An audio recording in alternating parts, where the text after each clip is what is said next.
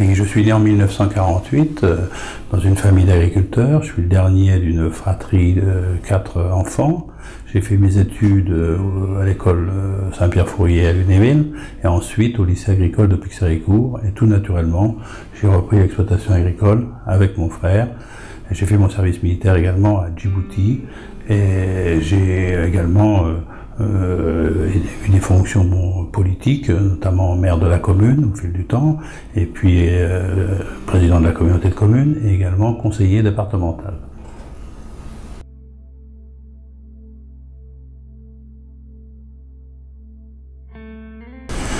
Ce livre, Ce temps passe assez vite, est un récit autobiographique. J'y raconte les 19 premières années de ma vie, vécues dans une ferme avec toutes les anecdotes qu'il pouvait y avoir, mais également j'évoque tout ce passage à la modernité avec la transition entre le monde passé et les traditions ancestrales et la nouveauté avec la mécanisation. Et bien évidemment, ce livre est un récit qui raconte un certain nombre de vérités, et plus particulièrement celles qui touchent le monde paysan.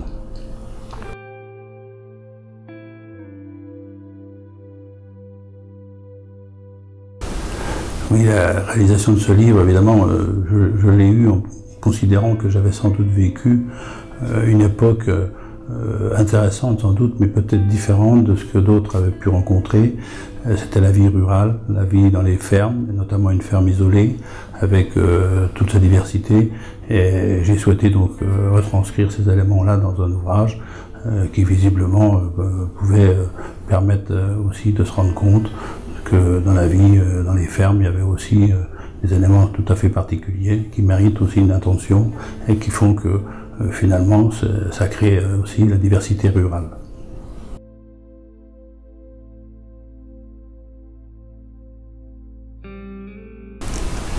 Oui, dès l'instant où on écrit une autobiographie, je crois que l'inspiration, elle vient forcément de la mémoire.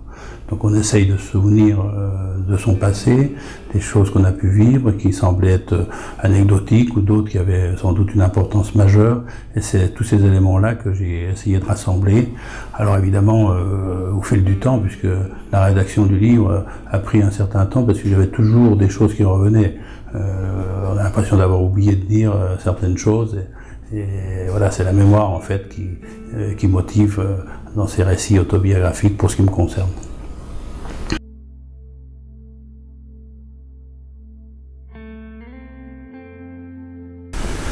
Oui, raconter un peu sa vie et l'écrire surtout, ça ne vient pas de manière naturelle. Je pense que lorsque j'évoquais mon passé avec les jeunes générations, j'ai le sentiment qu'ils n'étaient pas forcément à l'écoute. Je me suis dit peut-être que si je l'écrivais, ça resterait gravé et ça serait aussi un élément de référence.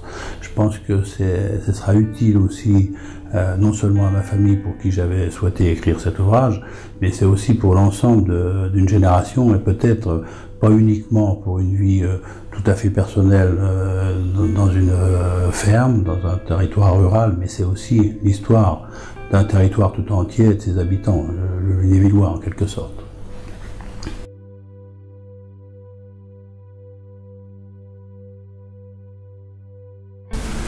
Voilà, ce livre-là est mon premier ouvrage, donc difficile de parler de ce que j'aurais pu déjà écrire. Je crois que c'est un début.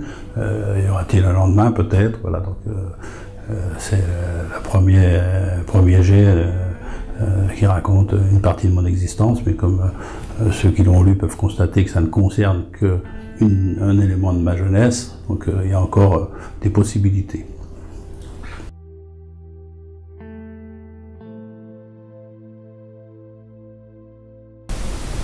Alors je crois que les bons moments que j'ai vécus suite à la rédaction de ce livre, et surtout les rencontres que j'ai pu faire dans les différentes causeries que j'ai été amené à animer, mais aussi les salons littéraires, m'encouragent, il est vrai, à peut-être à écrire un autre ouvrage.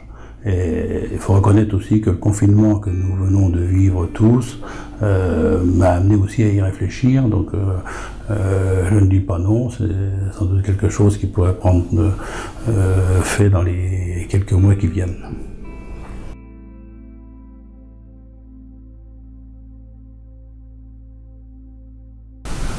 Alors peut-être en conclusion, dire simplement que la rédaction de ce livre m'a appris beaucoup. J'ai découvert comment on pouvait rédiger un livre, les contraintes auxquelles on pouvait être confronté, à la fois dans la rédaction mais aussi dans la mise en forme. Mais j'ai aussi apprécié toutes les rencontres que j'ai pu faire, et je dois dire aussi que cet ouvrage, aujourd'hui, au regard et à l'écoute de ceux qui ont lu, me conforte, me disent finalement, alors que le titre pouvait laisser croire que c'était un livre nostalgique, c'est au contraire un livre très joyeux.